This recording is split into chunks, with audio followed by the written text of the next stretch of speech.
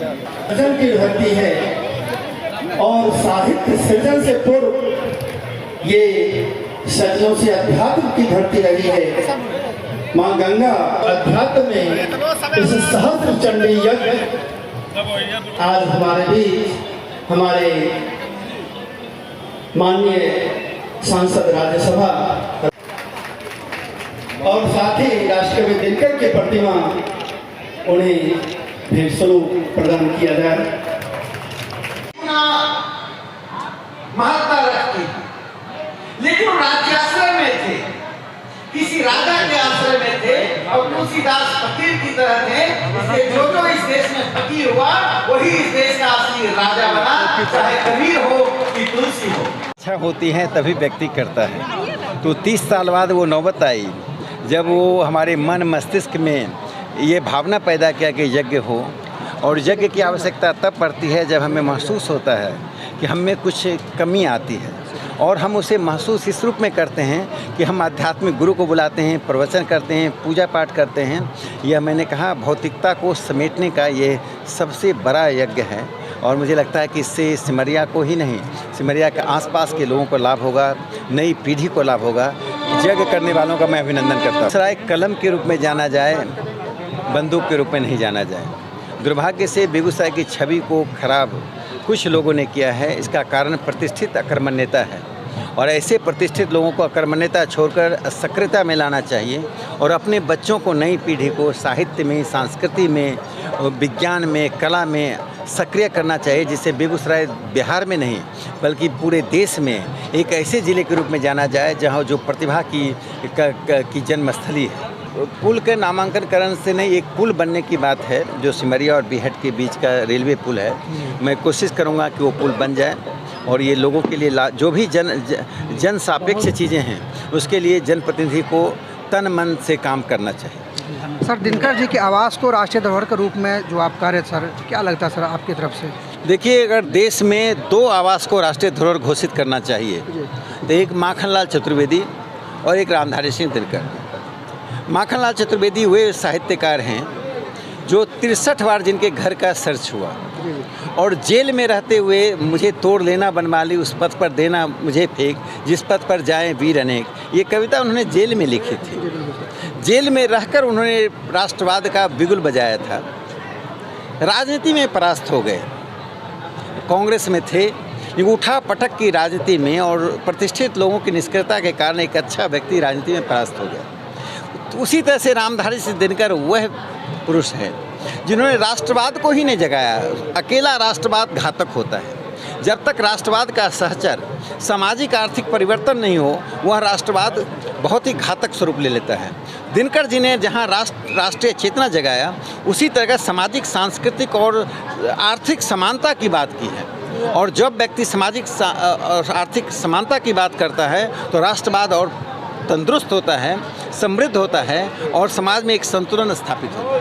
Sir, जिस तरह से जनता आपको स्वीकार कर रही है सर, आपको क्या लगता है बेगूसराय में क्या क्या कमी है सर? अगर आपको मौका मिलता सर, क्या क्या दुरुस्त होगा? देखिए, मौका मिले ना मिले, हम सबको मौका मिल रहा है। भारत में हर व्यक्ति नागरिक है।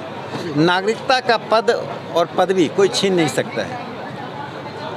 और समाज में जितने लोगों ने बड़ा परिवर्तन किया, वे संसद का दरवाज़ा नहीं देखा था।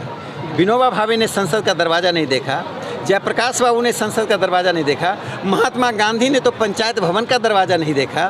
तो इस देश में जो 3 बड़े परिवर्तनकारी आधुनिक भारत में हुए, उसमें महात्मा गांधी, विनोबा भावे और जयप्रकाश नारायण।